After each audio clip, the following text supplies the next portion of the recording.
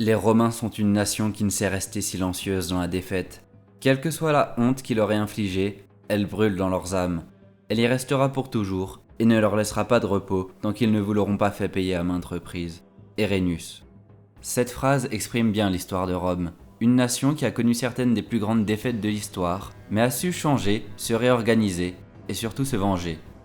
Je vous propose ici de découvrir mon classement des 5 plus grandes défaites de l'histoire de Rome. En 5e position, la bataille de la forêt de Teutobourg. L'an 9, les Romains s'efforcent de pacifier la Germania Magna, actuelle Allemagne de l'Ouest, en vue de la coloniser. Publius Quintilius Varus est envoyé avec 3 légions et 6 cohortes auxiliaires, soit entre 20 000 et 36 000 hommes pour mater les tribus germaniques. Avec lui se trouve Arminius, d'origine germaine, il a été élevé comme un Romain et fait citoyen. Arminius attire Varus dans la forêt de Teutobourg, le chemin est étroit. L'armée romaine avance en ligne de 3 hommes. La formation est alors étendue d'entre 15 et 20 km. Les Romains tombent dans l'embuscade et ne peuvent rien faire. Incapables de se mettre en formation dans la forêt, les Romains sont pris au dépourvu. Au 2e jour, ils tentent de se replier, mais des barricades ont été construites sur leurs arrières. Ils tentent alors de les prendre d'assaut mais ne parviennent pas à passer. Seulement 1000 Romains parviennent à fuir. Le reste est massacré ou réduit en esclavage. Varus, le commandant, se suicide. Cette bataille met un coup d'arrêt à l'expansion des Romains. Son importance est cruciale. Sans elle, la Germanie aurait sûrement été colonisée par les Romains, comme la Gaule le fut. Auguste fut abattu par la nouvelle. Il se laissa un temps dépérir et s'exclama de la désormais célèbre phrase « Quintilius Varus, rends-moi mes légions !» La bataille de Carae, 53 avant Jésus-Christ. Crassus est à l'époque l'homme le plus riche de Rome. Consul en 55, il devient proconsul de Syrie. Mais sa richesse ne lui suffit pas. Il veut être connu comme un grand chef militaire à l'égal de Pompée et César. Ses 2 confrères triumvirent qu'il jalouse. Membre du triumvirat, il lance son expédition contre les Parthes sans l'appui du Sénat. Crassus se laisse manipuler et fait marcher ses 40 000 soldats en plein désert, où il est intercepté par une armée de 10 000 cavaliers parthes, près de la ville de Carae. 9 000 archers à cheval et 1000 cataphractes. Les Parthes sont à l'origine là pour retarder les Romains, tandis qu'une 2e armée attaque le roi d'Arménie, allié à Crassus. Eux-mêmes ne s'attendaient pas à ce que la bataille prenne cette tournure. Les Romains forment un grand carré pour éviter d'être chargés sur les flancs. Les archers parthes maintiennent les Romains sous une pluie constante de flèches. Crassus se contente d'attendre qu'ils tombent à court de munitions, mais ces derniers ont des caravanes qui les approvisionnent. La situation se poursuit pendant 2 jours. Publius Crassus, le fils du commandant, tente une charge avec la cavalerie auxiliaire galate, mais ils sont massacrés par les cataphractes. Ce dernier préfère se suicider que d'être pris vivant. Les Romains tentent le tout pour le tout. Ils avancent, mais les flèches les poussent à former des tortues. Tortues qui sont facilement brisées par les charges des cataphractes. Les Romains sont massacrés. Crassus finit par être tué lors des négociations, et les 7 aigles des légions romaines sont dérobés par les Parthes. 20 000 Romains sont morts, 10 000 sont faits prisonniers, pour seulement quelques dizaines de Parthes tués. La bataille de Cannes, 216 avant Jésus-Christ. La bataille de Cannes est sur le plan stratégique une des victoires les plus marquantes de l'histoire. Opposant une immense armée de 80 000 Romains, menée par Caius Terentius Varro et Lucius Aemilius Paulus, à l'armée carthaginoise composée de 50 000 hommes menée par le célèbre Hannibal Barca. Préalablement, les Romains ont déjà connu des lourdes défaites, notamment celle de la bataille du lac Trasimène. Ces derniers sont bien décidés à mettre fin à la seconde guerre punique dans un engagement décisif. Les Romains, confiants dans leur supériorité, rassemblent leur infanterie. Une stratégie simple qui est de briser l'ennemi par le nombre lors d'un grand assaut frontal. Hannibal sait qu'il ne peut pas compter sur le nombre. Il dégarnit son centre et met son infanterie lourde sur les flancs. Les Romains chargent et progressent rapidement, mais tout cela fait partie du plan d'Hannibal qui a ordonné à son centre de reculer. Les Romains pensent alors que les lignes carthaginoises sont sur le point de se briser et s'enfoncent dans la formation. L'infanterie lourde vient flanquer le bloc romain et les cavaleries de mercenaires celtes et ibères arrivent à se débarrasser de la cavalerie romaine. Cela réalisé, ils déferlent alors sur les arrières des Romains. Encerclés, paniqués, leur nombre est devenu un problème plus qu'un avantage. C'est un véritable massacre. Les rapports sur les pertes varient. On parle de 45 000 à 70 000 Romains morts au combat et 10 000 prisonniers. C'est 14 tribuns et 80 sénateurs qui meurent durant cette bataille. Les pertes représentent 20% du potentiel militaire romain. Hannibal a lui seulement perdu 6 000 hommes. Malgré ses nombreuses victoires, il ne sait les mettre politiquement à profit. Marabal lui aurait déclaré « Hannibal, tu sais vaincre, mais tu ne sais utiliser ta victoire ». La bataille d'Arosio, ou bataille d'Orange, 105 avant Jésus-Christ. Les peuples des Cimbres et des Teutons sont en grande migration. Ils quittent l'actuel Danemark et cherchent des nouvelles terres. Les Romains, inquiets de ce déplacement massif, ont tenté de les arrêter. Ils subissent une cuisante défaite à Noreia, près de la Slovénie, où la majeure partie des 30 000 légionnaires envoyés meurent au combat.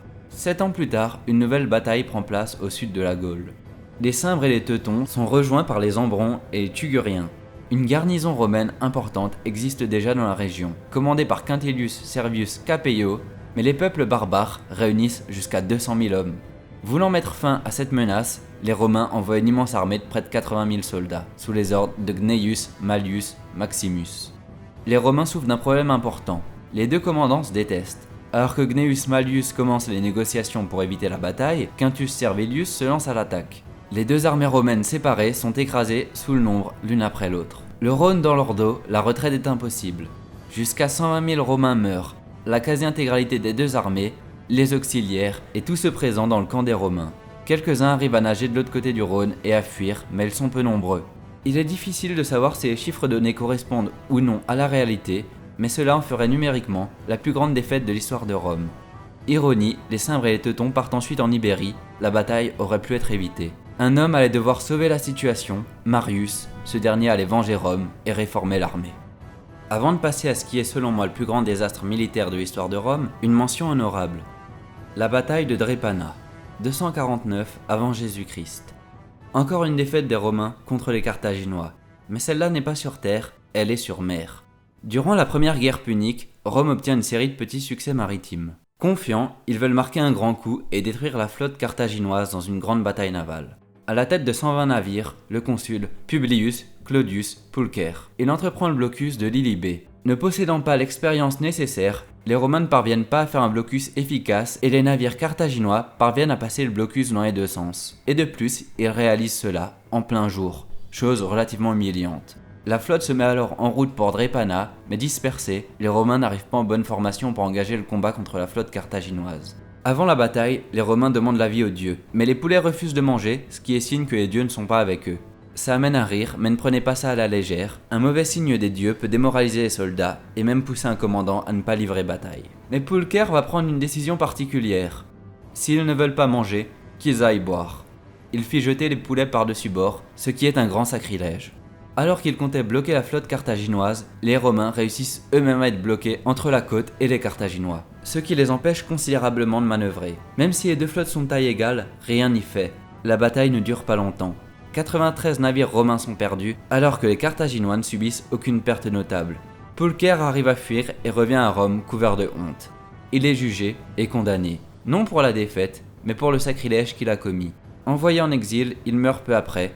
Il s'est probablement suicidé. La bataille d'Édesse, 260 après Jésus-Christ. Se déroulant dans une période particulièrement troublée de l'Empire romain, la bataille d'Édesse peut être considérée comme la plus grande défaite de l'histoire de Rome.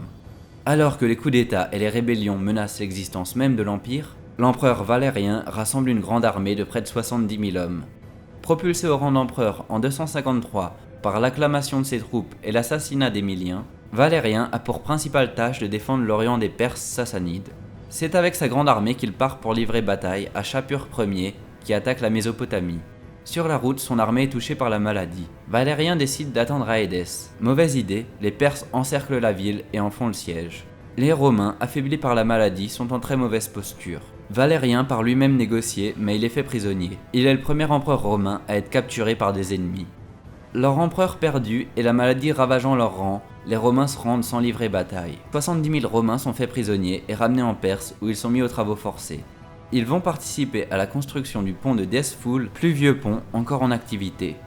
Voici mon classement des 5 plus grandes défaites de Rome. Qu'en pensez-vous? En auriez-vous fait un autre? N'hésitez pas à me mettre votre classement dans les commentaires. Je n'ai pas pris en compte l'Empire byzantin, ce dernier pouvant avoir sa propre vidéo. J'envisage de faire les 5 grandes victoires de Rome pour rétablir l'équilibre dans la force. La sortie d'Imperator Rome est bientôt là. J'envisage de faire une vidéo résumant la situation des grandes puissances à la date de commencement du jeu. Dites-moi si ça vous intéresse. C'est vrai que là je vais passer dans une période où peut-être l'Antiquité va un peu plus m'intéresser. Comme toujours, n'hésitez pas à mettre un like, à partager la vidéo, à me suivre sur Twitter et Facebook. Passez une super journée. Allez, salut!